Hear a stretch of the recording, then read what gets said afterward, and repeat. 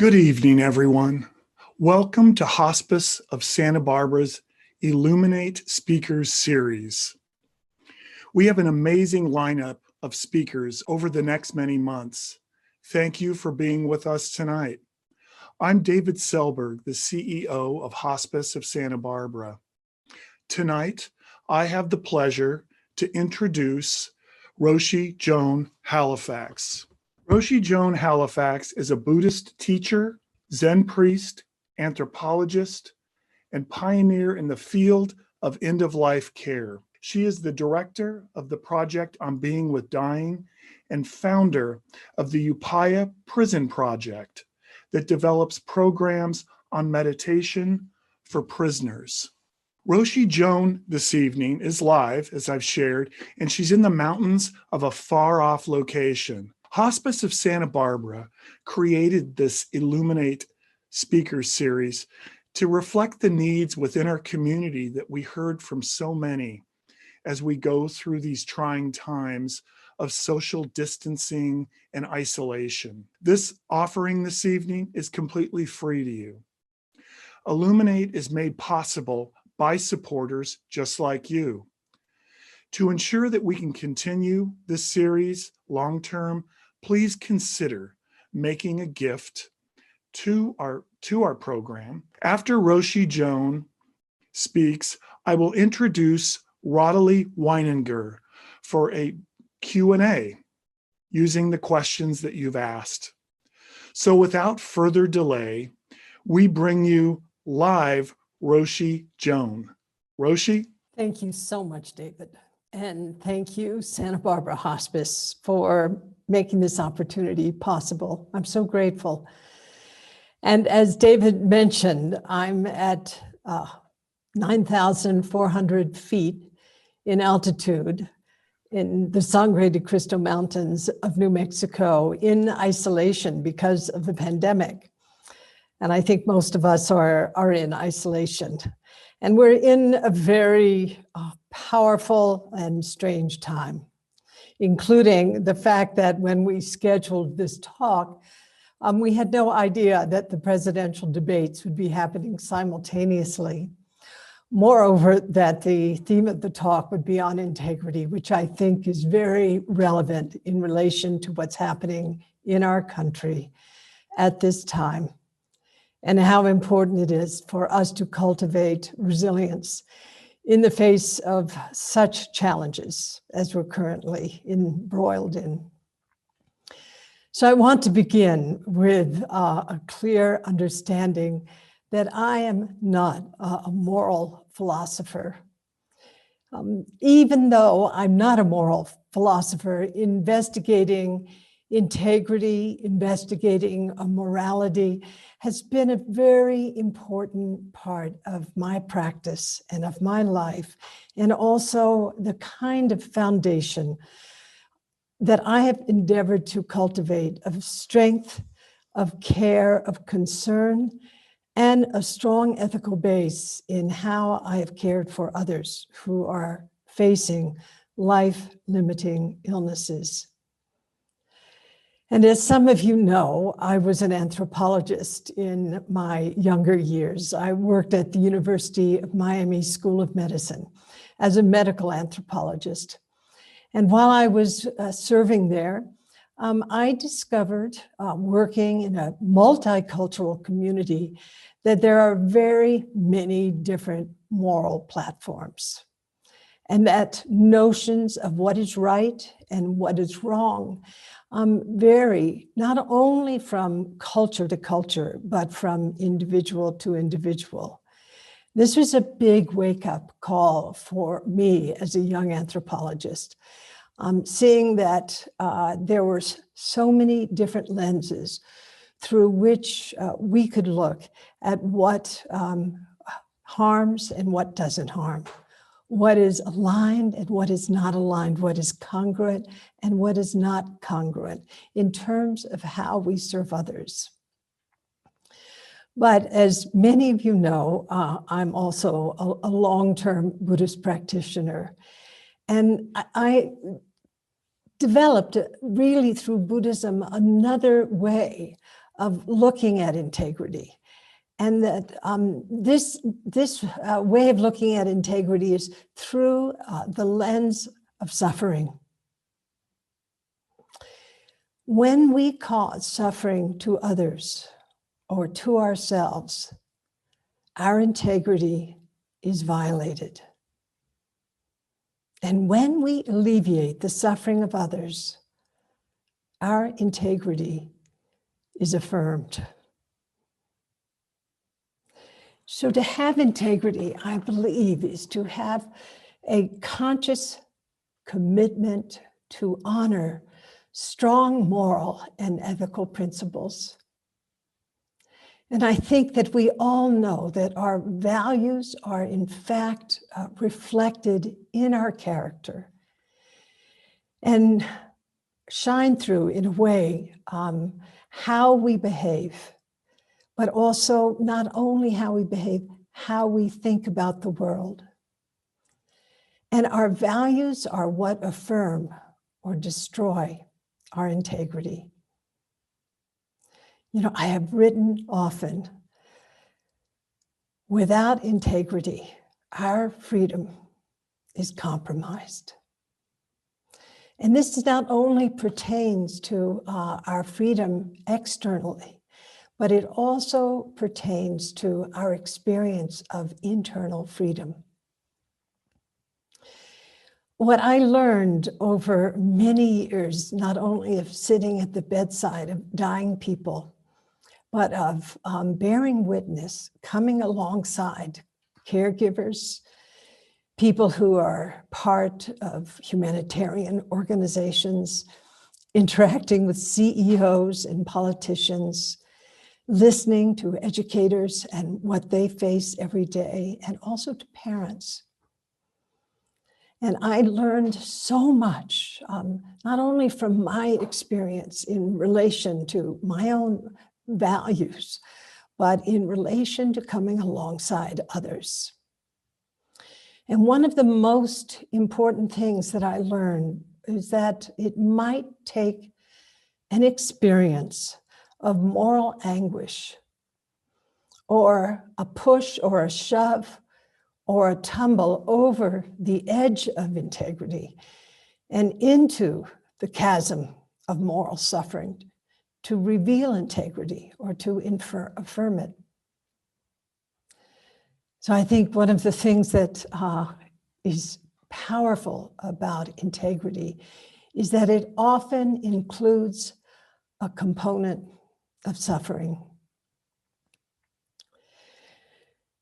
When we cultivate integrity, we enter into a process in relation to the importance of moral sensitivity, which is our ability to detect moral conflicts and dilemmas, and moral discernment, which reflects our ability to assess which actions are morally justifiable.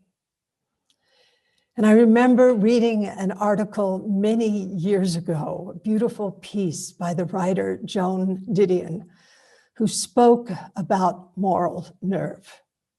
And this is someone who has non-negotiable virtue when standing over the abyss of harm.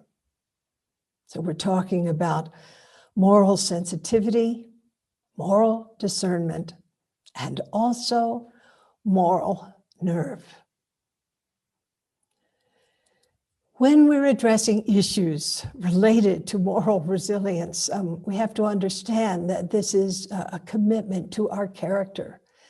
In other words, our conviction or our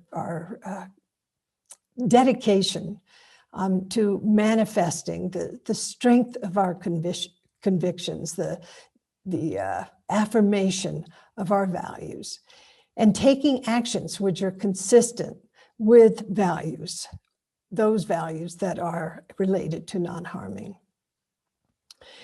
So central to our integrity is our ability to be guided by our deepest values and to be conscientious and to connect to who we really are. So I want to talk for a few minutes about how we fall over the edge of integrity and we enter into this landscape that I call moral suffering. And this particularly, I want to point out in relation to our experience as caregivers. We are expected to respond to the suffering of others based on basically 4 factors: our capacity to be empathic, to emotionally or physically or cognitively attune to the experience of another, and perspective taking, being able to look out through the eyes of another, see how they see the world, and moral sensitivity, being able to, as I said, identify the contours related not only to our values, but the values of the person whom we're endeavoring to serve and the values of the institution that we're serving in. Often, as caregivers, and I know this from my own experience, we can go through the geography of moral suffering. And this arises as a kind of harm we experience in relation to actions that transgress our tenets of basic human goodness. So I'm going to now talk about 4 different expressions of moral suffering. The first is moral distress, and this arises in the body or the mind or in our relationships when we become aware of a moral problem and that we feel a basic responsibility to address that problem. And we might have deemed there to be a remedy, but we're unable to act on it because of internal or external constraints. And we end up unwillingly or unwittingly participating in moral wrongdoing. I think some of us know that from serving in big institutions. Now, moral injury is the second geography I want to touch into, and this has been primarily identified in relation to the military. But in working with clinicians over many years, many suffer from moral injury.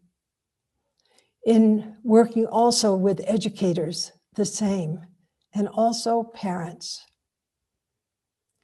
So moral injury is a psychological wound that results from witnessing or participating in a morally transgressive act.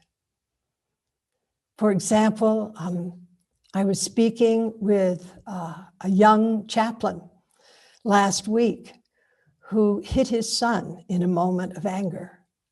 And what he was going through was the experience of a kind of mix of dread, of guilt, and of shame. A kind of flash of moral injury.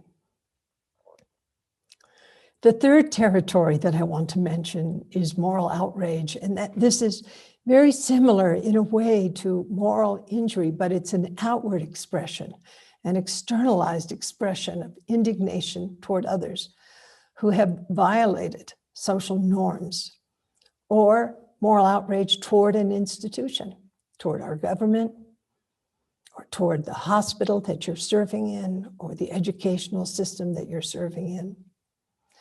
And it's an interesting reaction because it involves both anger and disgust.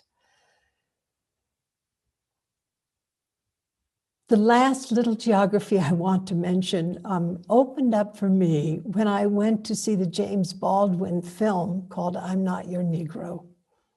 And he used the term moral apathy. And it was kind of like I was sitting in this small theater in Santa Fe, and it was just like I woke up and I went, wow. Moral apathy occurs when we simply don't care to know or when we're in denial about situations that cause harm. And this includes the experience of our privilege, being in this kind of bubble of protection where we won't look, or our experience of addiction, where our addiction to lifestyle, to substances, take us away from our capacity to bring our attention to the suffering that's right in our face. So these are 4 areas that I've just talked about that include moral distress, moral injury, moral outrage, and moral apathy. And what happens when we find ourselves in the grip of one of these geographies, or even where these geographies intersect, is that we can have this experience of something left over. It's called moral residue. And this occurs when there are unmet obligations and commitments that occur when we have to make hard choices and prioritize one value over another. And in reality, we know that in caring for dying people, every decision that we have to make involves some kind of choice point. Rarely is it a perfect equation. And these competing values, when we can't find a perfect pathway through, leave what is called moral residue, which is a kind of accumulation of unprocessed moral suffering and the leftovers of the consequences of being in the grip of a moral conflict. And I think about what's happening today in relation to the pandemic. So many clinicians and so many caregivers are faced at this time with choices that they're not used to making. Choices that feel as if they're betraying their basic values. So the second part of what I want to talk about is how do we heal moral suffering? And how do we cultivate moral resilience? And I'm just going to name some touchstones that I think might be helpful in this regard, particularly if you're a family caregiver or if you're doing professional caregiving. You know, the first is the power of getting grounded. You know, what is it to cultivate a quality of mental stability so that you are able to perceive things as they are, including the truth of impermanence. I remember many years ago, I sat with a young man who had AIDS-related lymphoma, and he had this really powerful realization of the truth of impermanence. And I was grounded, but he was more grounded. It was really extraordinary. He came into my interview room and he had this very deep realization about the transitory nature of everything, including his life, his pain, his disease.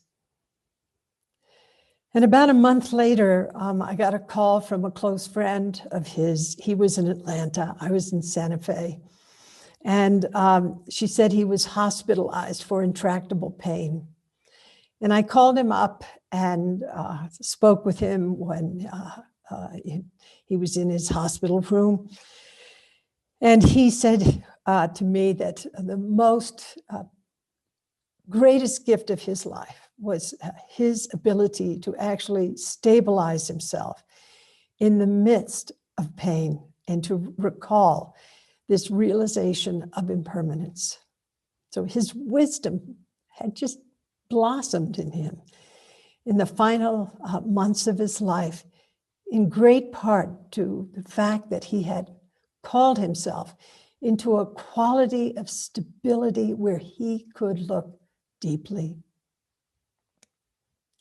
Now, part of how we cultivate resilience in the midst of complex conditions is to observe our own subjective experience, what's happening in the body, what kind of emotions are arising in us, and also our cognitive experience, what sort of thoughts are present, including our very biases.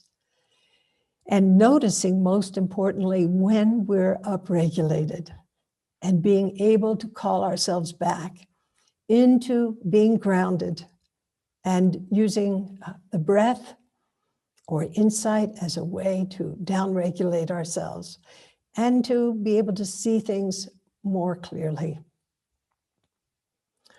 Another piece that is important here has to do with one's intention. Our capacity to look deeply as to why we have been called to serve, why we are sitting at the bedside of a dying person, why we've established a hospice, and so forth. This is a resource. Remembering why you're here is incredibly important, and it brings you back to the sense of, that is my purpose. Another is a very practical perspective. And, I would say doing it with humor is important, which is to understand the futility of railing against reality. And it's very helpful to have peers to allow one to be reminded that this undermutter of complaint, the undermutter of cynicism, skepticism, or of failure is not going to enhance our capacity for resilience. And in this regard, it's to understand how important it is to let go of our expectations, not only of others, but also of ourselves, and resetting our expectations or not being attached to our expectations. Often our expectation, for example, of a good death can actually cause more suffering, not only to ourselves, but to that person whom we're endeavoring to serve. Another resilience enhancer is titrating our experience. And that is to say, to really understand at a certain point, our nervous system cannot process anymore, either sensory content or the witnessing of suffering. And so it's being able to go into the exhale, if you will, to titrate our experience, to take the presencing of suffering in smaller doses if we find ourselves overwhelmed. Another approach that we use in Buddhist practice is actually noticing that our situation might be bad, but I work in the Himalayas at high altitude almost every year for 40 years. I've gone with other clinicians into remote villages in Nepal and bringing medical care into these areas. And wow, that is humbling. But it also has put my own life into relief, into a kind of perspective where I feel actually grateful for the resources that I have to be able to access medical care, to be able to, to be healthy at my age, even though at times I find myself in charnel grounds that many would rather not enter. So recalling that others might find themselves in worse situations. Now, one of the things that neuroscience has discovered is that we can, and you have Sharon Salzberg as part of this series. She's an extraordinary teacher, that we can actually change our neural landscape, our psychological landscape, by allocating our attention on positive emotions. And for Sharon, this is metta practice. Often we find ourselves caught in the under-mutter of complaint, but we actually put our hand on the tiller and direct our attention to the possible resources within ourselves that can be called forth through the practice of the boundless abodes. And then there's self-forgiveness. We go off the rails all the time.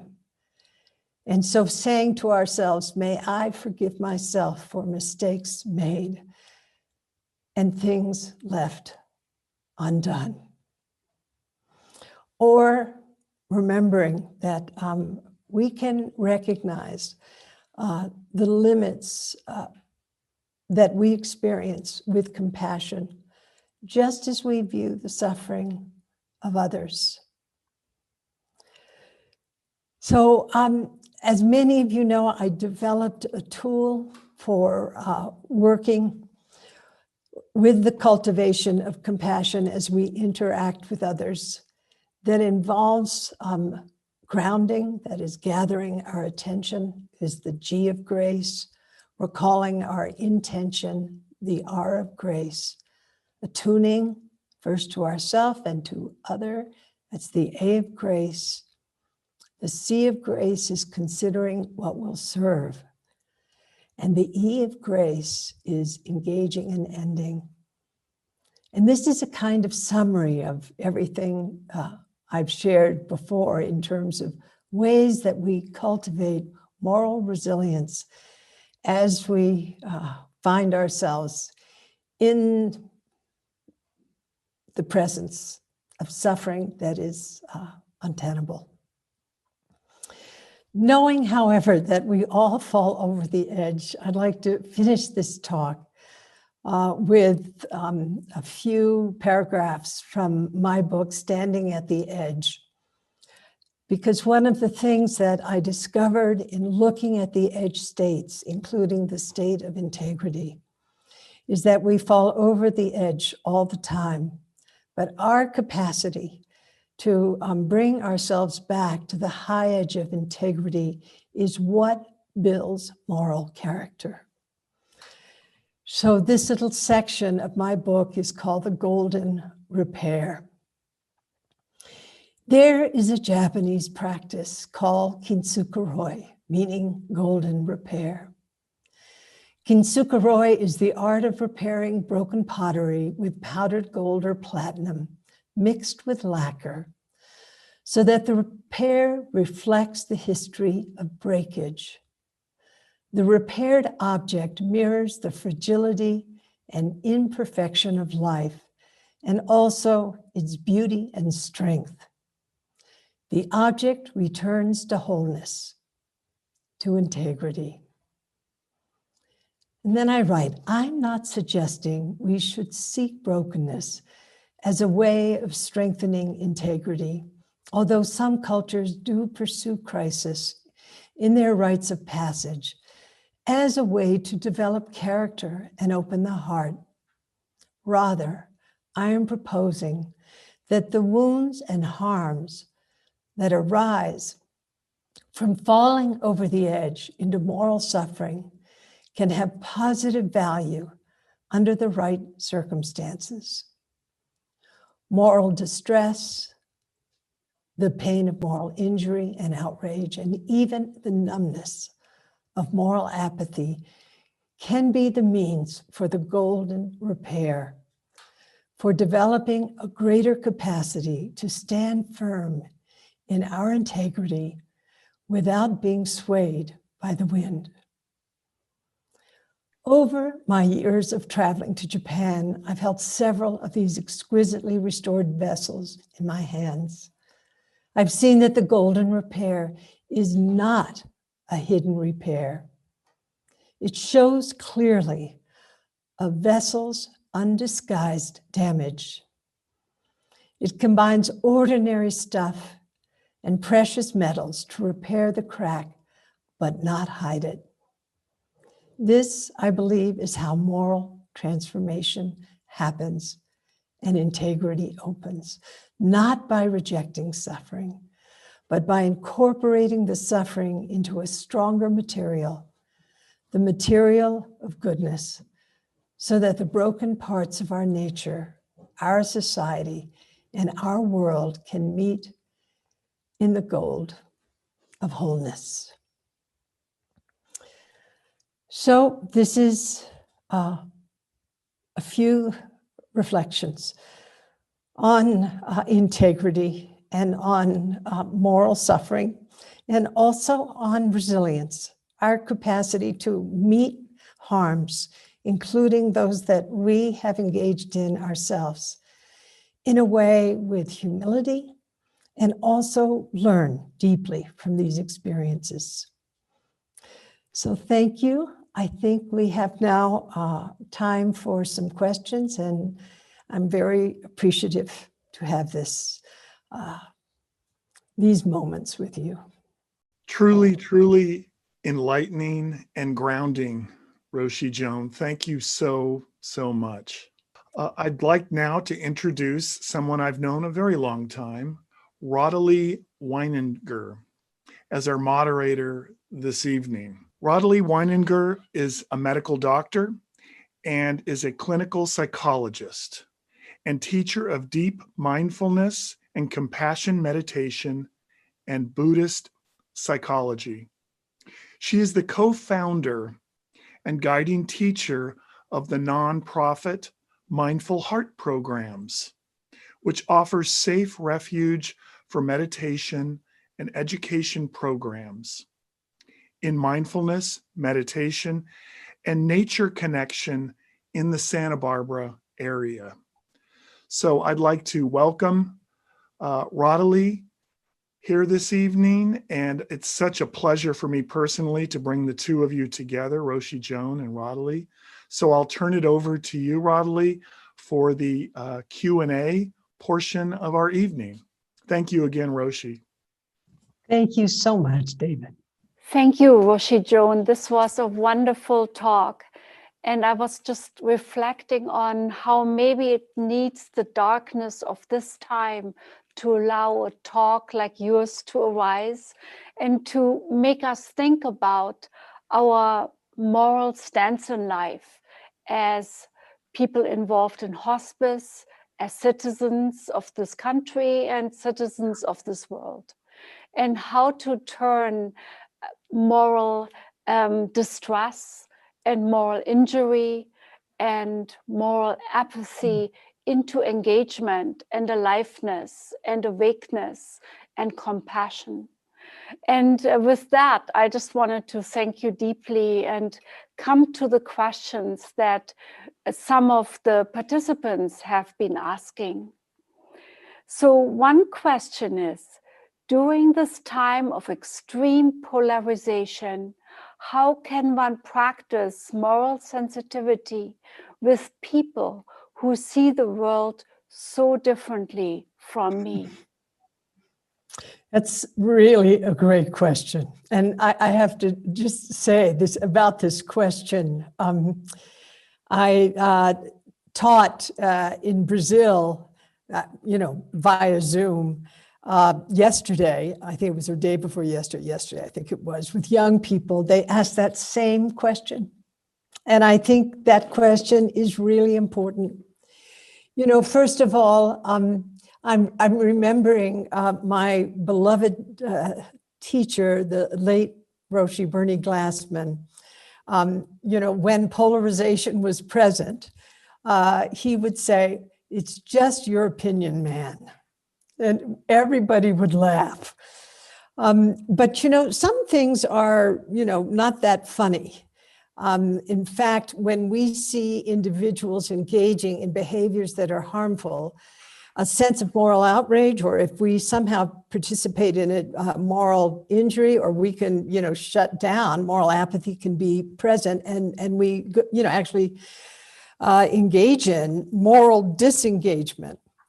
But what I have learned is really important. There are two things. One is that we perceive the aggressive, hostile, or harmful behavior of the other as suffering also. It's very equalizing. When we objectify the other, or when the sense of righteousness is engaged at the way that we objectify, there will never be the ground for connection. And I'm thinking here about the work of John Paul Lederach, who is an international peacemaker. He's worked in conflict zones all over the world, including during the Maoist revolution in Nepal, in Colombia, and in Ireland and other places. And he talks about this process as rehumanization. And it is not simply rehumanizing the other. Also, by engaging in this process, we rehumanize ourselves. And we dehumanize ourselves by objectifying the other, which is not also to say that people should not be held accountable for causing harm, for causing suffering to others or to this earth. But also we have to see deeply into the truth that this is also a human being. And I learned this lesson most deeply in working in the penitentiary of New Mexico on death row and maximum security with men who had all murdered children or their parents or peers or others. And it's the perfect opportunity to engage in objectification. But I really worked this edge and saw that as I wanted to know the specifics of each man's crime that I worked with, I also had this growing capacity to rehumanize that person. And this was an experience in my life that has shaped my character. Not that I can do it perfectly every time, but honestly, taking sides, engaging in self-righteousness, polarization, moral outrage that is chronic, is harmful to others, our society, and ourselves.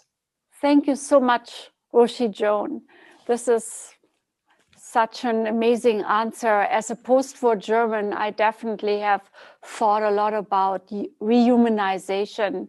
And I was just thinking about the Dalai Lama, who says we have to differentiate between the act and the person, and to rehumanize our feelings towards the perpetrator, I think is really, really important. And next question is, what is the biggest lesson you have learned from sitting with dying people? What would they like to say to us? Wow, that's an amazing question.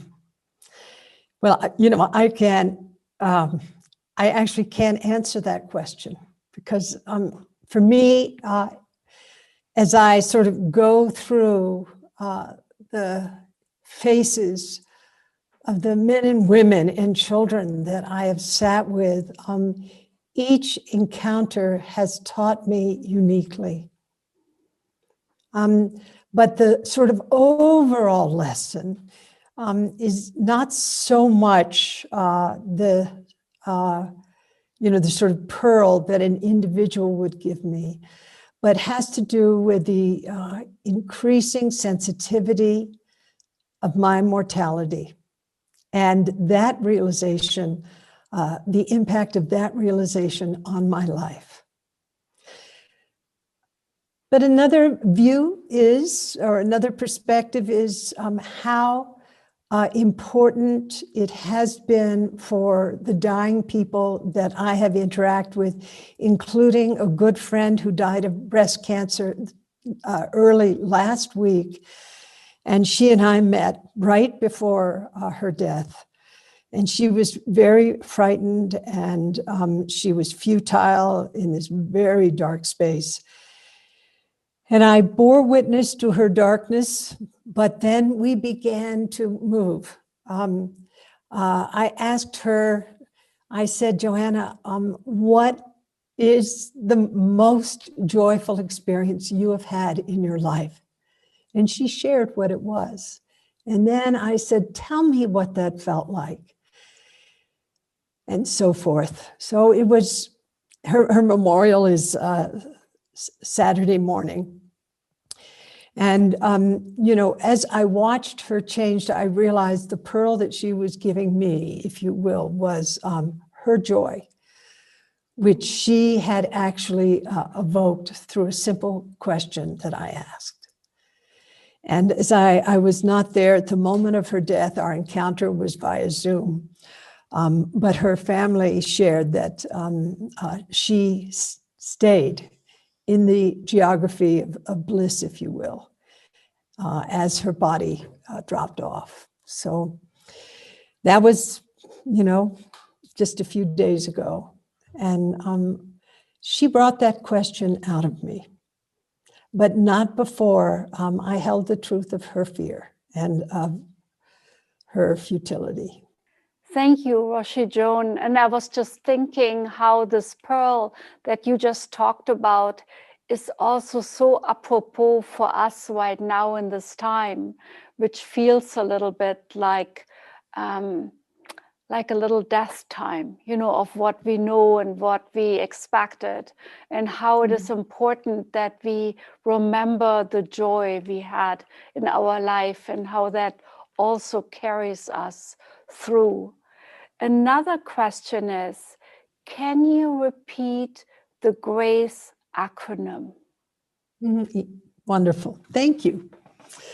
So briefly on the background, I was very concerned about the world of medicine and that so many clinicians suffered from compassion deficit. And I also wanted to find ways to actually train clinicians in compassion. And this is a long thing, so I'm not going to go through it. But I took, I was at the Library of Congress as a distinguished visiting scholar, and I did a heuristic map of compassion. And what I recognized is that compassion is actually composed of non-compassion elements. And each of those elements is trainable. And I realized that the suite of those elements, when put together, actually gave rise to compassion. So the GRACE acronym stands for, the G of grace is gathering your attention. So this has to do with the cultivation of attentional balance, so you can perceive things in a grounded and realistic way. The R of grace is recalling your intention. And that I talked about earlier in terms of your purpose, your intention, your motivation is a profound resource. And it is important to affirm it or to recall it whenever we're about to enter a patient's room or when we're interacting with someone who's suffering. And the A of grace is attuning first to yourself, being aware of your subjective experience, somatically, physically, emotionally, and cognitively, before expanding your subjectivity to include the experience of another. And that's what we call empathy, when we expand our subjectivity and we're in this experience of attunement. And from the base of these three processes, attentional balance, recalling our motivation, our intention, and self and other attunement, we then enter the sea of grace, which is consider what will really serve. Looking deeply, being open, not just working out of, the only tool we have might be a clinical algorithm, but can we sit with beginner's mind, but also bring our expertise to bear in this process of discernment? What will really serve? And then the E of grace is engage. What is the action that arises after this deep discernment?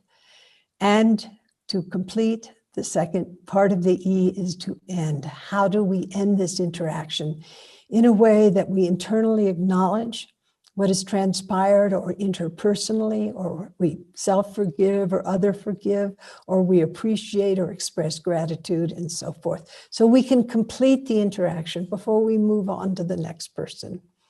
So we do a big training on this with my collaborators, Cinda Rushton, whom, by the way, I would like to acknowledge as my teacher about these issues related to moral suffering and integrity. She's Bunting Chair, Hopkins, incredible person, Dr. Cinda Rushton. And she and Tony Back and I collaborate in this training and also in our Being with Dying work. And they've added so much to my understanding of how we cultivate compassion as we are actively interacting with others. Thank you, Roshi Joan. I was just having this fantasy that it would be so helpful for us if we would use grace, as you explained it right now, as a little meditation every day, at least until the middle of November, for ourselves, to carry us through this time, to make a little guided grace meditation for difficult times. This seems to be the hardest thing for people to do. Can you say more about getting to the point where we can begin to forgive ourselves? And that is so true, because usually when we fall over the edge, we fall into self-blame. So how can we recover from that and forgive ourselves? Such a beautiful question. And it is true. We are really hard on ourselves. And we carry often a sense of guilt and incompleteness for the rest of our life when we have not been able to meet the needs of our loved one or our patients. So forgiveness, again, you will be with Sharon and Salzburg in some months ahead. And one of the practices that she's shared that I've found so helpful are these short meditations on forgiveness. And the one that I prefer is the one that's directed toward the self. And I really, and it has to do with, in a way, creating a pattern or a groove or a perspective within the preconscious in relation to the fact that we will never probably meet our expectations, and we're falling over the edge all the time. And the phrase that she shared with me is this: may I forgive myself for mistakes made and things left undone. May I forgive myself for mistakes made and things left undone. Another in this group that Sharon shares and that I brought into my life really as a lived experience. May all those whom I have harmed, whether intentionally or unintentionally, may they forgive me. May all those whom I have harmed, whether intentionally or unintentionally, may they forgive me. And the complement to that is, may I be forgiven by all those whom I have harmed. Also, may I see my own limits with compassion, just as I view the suffering of others. These are like seeds that you plant in the stream of your heart mind that begin to grow and flower when you repeat them, and not the self-flagellating undermutter that many people access when they fall over the edge. So there's just a little pearl from Sharon that's been so helpful for me. Thank you, Roshi Joan. I was just remembering this research study that talks about how people who can be kind and forgiving to themselves can be kind and forgiving to others. It kind of paves the way. Thank you so much. There's a next question. We are in a time, it seems, of moral outrage. Your comments helped us realize that this is a normal feeling. How can we turn this negative feeling into positive action? So I have a good friend, Rebecca Solnit, who's a social critic, historian, and amazing. And she said, do not let the perfect be the enemy of the good. You know, a dose of moral outrage is not a bad thing, honestly. You know, it gets your energy up. You realize that your survival or the survival of, you know, our nation, our democracy is being threatened. So the sense that a violation of our integrity threatens our survival or our sense of survival. And as a result of that, the part of the brain associated with disgust gets activated, and anger combines with disgust in the experience of moral outrage. And it gives us the energy, if you will, to stand in our principles, to stand in our values, and as appropriate, to send our voice, to reflect, hopefully to interact skillfully, seeing the truth of, you know, someone's suffering known as ignorance or hatred, but also seeing, you know, there is a possibility that we can connect with this person's humanity, at least any way we can try. Staying in chronic moral outrage, where it becomes our kind of filter or meme, is not helpful for anybody. But I do remember His Holiness the Dalai Lama talking about, in a small education conference in Dharamsala, about the value of having this flash of moral outrage in terms of it initializing us into action. But chronically, not valuable. Thank you so much. And I have to say, as a German citizen, I just wish we had had more moral outrage in the 30s. And I think we do need it to keep our societies healthy. And again, we have to have this little bit of equanimity inside so it doesn't burn us up, so that we have wise moral outrage. We unfortunately have to wrap up. I wish we could go for another hour and talk with each other and throw these questions around and find together ways forward. But at this point, I like to return to David Selberg. Thank you so much. It's just been an honor interacting with you. And thank you for these fabulous questions. I feel I haven't answered them that well. It's past my bedtime in the mountains, but bless Santa Barbara Hospice. And I'm honored to be here. Thank you. And I hope those of you who are going to tune out of this station and into the debates, enter into the debates, bearing witness, grounded, and also with keen moral discernment. Thank you so much, Roshi Joan, for joining us in Santa Barbara and beyond here tonight. Virtually, we're so grateful to have you back. And thank you so much, Rodalie. It's always wonderful to see you. You both amazing. Thank you. And I'd like to thank so many people that tuned in tonight. As Roshi Joan said, there was a lot of competition out there on TV and all sorts of other places. And thank you for sitting with us tonight. And we're so grateful.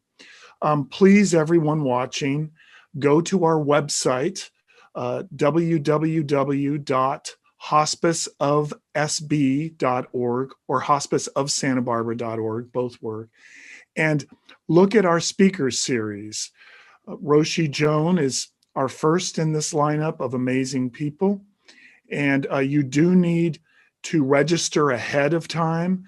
So please go to our website, register. And I think it'll be a very wonderful, positive experience. And I also want to say, if you like this offering, please support our work, support our series, and make a contribution, big or small, whatever you're able to do. And so thank you all for being with us tonight. Have a peaceful rest of your evening. Good night.